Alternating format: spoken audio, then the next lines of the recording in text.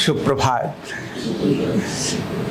2 अक्टूबर भारत के लिए बहुत ऐतिहासिक महत्व का दिन है। अगर किसी विद्यार्थी से, बच्चे से पूछा जाए 2 अक्टूबर को क्या है, तो सब क्या बताएंगे? छुट्टी है। 2 अक्टूबर की क्या होती है? छुट्टी ही है। लेकिन 2 अक्टूबर के दिन बहुत अद्भुत रहस्य छुपे हुए हैं। ये जानकारी लोगों को सामान्यतः नहीं होती। और अगर पूछेंगे तो वो कहेंगे कि 2 अक्टूबर को महात्मा गांधी जी की जयंती है। लेकिन और एक तीसरी जयंती है जिसके बारे में लोगों को बहुत कम पता होता है, और वो किनकी है? हमारे दूसरे प्रधानमंत्री लाल बहादुर शास्त्री जी की जयंती। लाल बहादुर शास्त्री जी का जन्म और उनकी मृत्यु तक पूरा जीवन वास्तव में हर व्यक्ति के लिए एक आदर्श जीवन है। आदर्श जीवन है कि एक सामान्य से गांव में, घर में पैदा होने वाला व्यक्ति देश के सर्वोच्च पद पर आसीन हो सकता है, जिसका बचपन सिर्फ गरीबी में और अभावों में गुजरा हो। जिसकी अगर मैं कहानी सुनाऊं, अभी सुनाऊंगा, आपको बताऊंगा तो आप दंग रह जाएंगे। ऐसे लाल बहादुर शास्त्री, उनका जन्म भी 2 अक्टूबर 1904 को हुआ था। उत्तर प्रदेश का मुगल सराय रेलवे स्टेशन है आजकल, बनारस से थोड़ी सी दूर आगे चल के मुगल सराय के पास में ही एक स्थान पर उनका जन्म हुआ। और कहते हैं ना, ज्ञान और गरीबी पर किसी जाति का अधिकार नहीं होता, और व्यक्ति कर्मशील हो, पराक्रमी हो, तो समस्याएं भी उसके लिए संभावनाएं बन जाती हैं। लाल बहादुर शास्त्री जी का जन्म ऐसे ही हुआ। एक गरीब परिवार में हुआ जो अपना जीवन यापन ऐसे ही करता था, लेकिन आपदा पर आपदा बड़ी आती गई। अभी वो केवल 1.5 वर्ष के थे, तब तक उनके पिताजी का स्वर्गवास हो गया, और वो शिक्षक थे। उनके पिताजी का स्वर्गवास हो गया। सोचिए, एक बालक अभी पैदा हुआ है, अभी तो उसको कुछ पता ही नहीं है बाहर का माहौल क्या है। उसके सिर से पिता का साया उड़ जाए तो बाकी सब लोग कहते हैं, अरे अब क्या होगा इसका, बेचारा, इसका तो बाप भी नहीं है। ऐसे ही नॉर्मली बोलते हैं, बेचारा, इसका तो बाप भी नहीं, ऐसे ही बोलते हैं। और वो भी जगह जगह जाके कहता है, मेरे पिताजी नहीं है, मैं अकेला ही हूँ घर में। बहुत बार लोग ऐसे यहाँ भी आके लोग बात करते हैं, मैं अकेला ही हूँ, मेरी माता जी की मुझे ही चिंता करनी पड़ती है, और पिताजी नहीं है, और तो मेरे घर में कोई है ही नहीं है। रोना ही रोते रहते हैं। लेकिन लाल बहादुर शास्त्री ने रोया नहीं।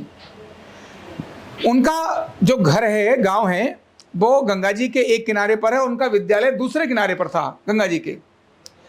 अब गरीबी इतनी अधिक थी, आप सोचिए कि अगर वो दूसरी तरफ जाने के लिए, नाव पार करने के लिए, जो उस समय पर 1904 में कितना पैसा होता होगा?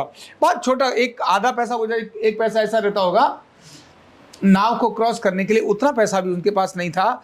तो उधर पढ़ने जाने के लिए वो नदी तैर कर जाते थे। कल्पना कर सकते हैं? और वो भी गंगा नदी को तैर कर पार करके उधर जाना, और फिर पढ़ना, और फिर वापस आना। ये अपने आप एक बहुत बड़ी उस चीज को दिखाता है कि व्यक्ति कैसा है। लेकिन गंगा नदी उस व्यक्ति ने बचपन में बेशक मजबूरी में पार करी हो, लेकिन उस गंगा नदी को पार करने से 2 चीजें उनके जीवन में आई। एक, समस्या के सामने झुकना नहीं। समस्या आएगी तो झुकना नहीं, मार्ग निकालना, खुद होकर पराक्रम करना। तो समस्या के सामने झुकना नहीं और पराक्रम करना। गरीबी इस बात को कोई नहीं बताती है कि आपको पराक्रम नहीं करना है। गरीबी इस बात को नहीं बताती है कि आपको अध्ययन नहीं करना है। गरीबी के द्वारा, गरीबी में के अभाव के अंदर पलने वाले अनेक महापुरुष हमारे देश में, जिनमें से मुंशी प्रेमचंद भी हैं, कवि भी हैं, अधिक राजनेता भी हैं, जिनमें से मैं लाल बहादुर शास्त्री जी की बात बता रहा हूं। बचपन से जिसकी ऐसी जिंदगी गई हो, जिसने बचपन में अभाव देखा हो, और जब प्रभाव आता हो तब भी उसके जीवन पर कोई उसका प्रभाव नहीं पड़ता, सादगी उसका पार्ट बनती है। ये लाल बहादुर शास्त्री जी के जीवन से सीखने की आवश्यकता है। क्रांति के लिए देश का, जब उस समय पर देश अंग्रेजों के अधीन था, क्रांतिकारी उस समय क्रांति करते थे, अलग अलग प्रकार की योजनाएं बनाते थे। तो उन योजनाओं को बनाने में और उनके साथ अंग्रेजों के खिलाफ युद्ध करने में स्वतंत्रता सेनानी के रूप में उन्होंने अपनी बहुत बड़ी भूमिका अदा की। एक अच्छी शिक्षा भी प्राप्त कर रहे हैं, अच्छी पढ़ाई भी कर रहे हैं और साथ में देश के लिए काम कर रहे हैं, समाज के लिए काम कर रहे हैं। सामान्यतः व्यक्ति ये कहता है देखो मैं समाज का काम कर रहा हूं इसलिए मैं पढ़ा नहीं। उन्होंने कहा नहीं, अगर समाज का और देश का काम करना है तो उसके लिए आपकी अच्छी शिक्षा, उच्च शिक्षा होना बहुत जरूरी है। जो निकम्मा है, बदतमीज है, बेकारा है और नकारा है वो कुछ नहीं कर सकता इसीलिए देश का काम करेगा क्या? उन्होंने कहा नहीं, देश का मुझे काम करना है, स्वतंत्रता संग्राम में मुझे भाग लेना है तो उसके लिए जरूरी है मेरा अच्छा अध्ययन होना चाहिए। और उन्होंने अच्छा अध्ययन किया, अच्छी पढ़ाई की।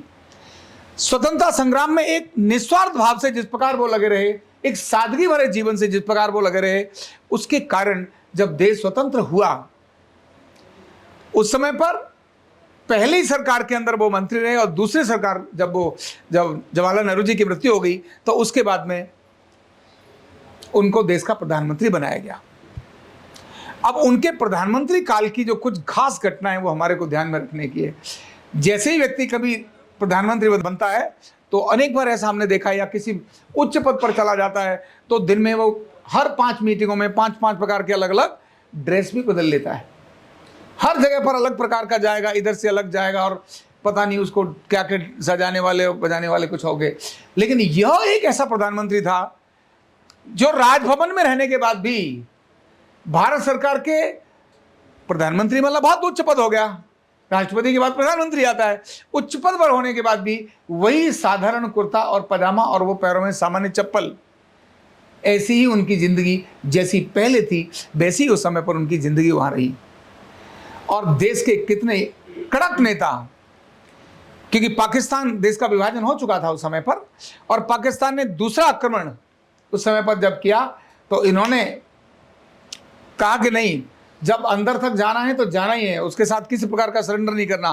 तो और उस समय पर दुनिया की शक्तियां क्योंकि भारत को गुलामी बना के रखना चाहती थी, इसीलिए भारत और पाकिस्तान का समझौता कराया जाए। तब यहां से जाकर के उन्होंने रूस के अंदर इनकी योजना बनाई कि रूस के अंदर बातचीत होगी।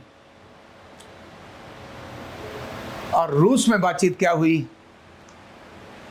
यह देश का लाडला उस बातचीत को करने के लिए गया और योजना से इस भारत के प्रधानमंत्री की रूस के अंदर हत्या कर दी गई। दुर्भाग्य की बात यह है कि भारत का ही नहीं दुनिया का ऐसा श्रेष्ठ नेता आज भी उसकी मृत्यु का रहस्य बना हुआ है। जैसे सुभाष चंद्र बोस की मृत्यु का रहस्य है, इसी प्रकार लाल बहादुर शास्त्री जी की मृत्यु का भी आज रहस्य है। उनको जहर दिया गया लेकिन आज भी किसी ने दिया, क्यों दिया या कुछ नहीं बताया, चला गया। इतने वर्ष हुए किस प्रकार उनको, और इतना ही नहीं, लाल बहादुर शास्त्री जी के इस पराक्रम को, उनके कर्मों को, उनकी जो आदर्शवादी कहानियां थी उनको, किस प्रकार वो देश के लिए और लोगों के लिए जीते थे, उनको जो उद्बोधन थे उनको बचाने के लिए साइलेंट मोड पर उनको डाल दिया गया।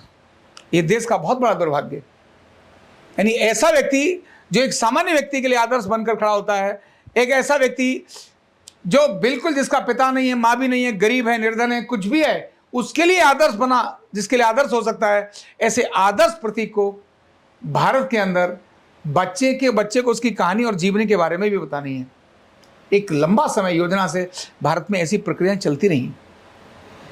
ऐसे अद्भुत व्यक्तित्व की जो जीवनी है, जन्म है, वो 2 अक्टूबर को हुआ। तो हमें इनके बारे में और डिटेल जानने की आवश्यकता है। अनेक सारे नारे इन्होंने दिए, प्रेरणा कैसी दी। जब व्यक्ति खुद अपने जीवन से वैसा जीता है ना, तो 2 घटनाएं उन्होंने ही दिया था। जय जवान जय किसान का नारा किसने दिया था? जय जवान जय किसान।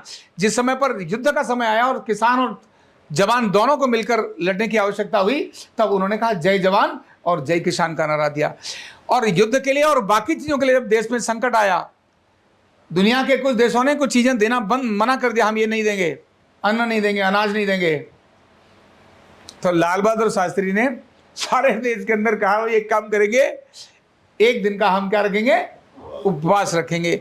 और उनके कहने से सारे देश ने उपवास रखा और जो अन्न के भंडार कम होते जा रहे थे वो भंडार फिर से दोबारा विकसित होना शुरू हो गए। भारत का दुग्ध उत्पादन बहुत उन्नत किस्म का होना चाहिए, यह वास्तविक कल्पना लाल बहादुर शास्त्री जी की ही थी। कैसी खेती होनी चाहिए, कृषि कैसी होनी चाहिए, भारत की कृषि किसान पर आधारित हो, न कि मशीन पर आधारित हो, अगर ये किसी ने कल्पना दी थी तो वो लाल बहादुर शास्त्री ही थे। ऐसे अनेक सारे विचार उस व्यक्ति के कि कैसे पराक्रम होता है, कैसे सामान्य सा व्यक्ति एक सर्वोच्च स्थान पर अपने पराक्रम और कर्म और श्रद्धा और सादगी से जा सकता है। गरीबी का रोना रोने की जगह मेहनत परिश्रम करके दिखाने वाला व्यक्ति एक लाल बहादुर शास्त्री हम सभी युवकों के लिए और बाकियों के लिए भी एक बहुत बड़ी प्रेरणा का कारण है। उनकी इस पुण्य जयंती पर हम उनको श्रद्धा सुमन अर्पित करते हैं और उनको कोटि कोटि नमन करते हैं। बहुत बहुत धन्यवाद।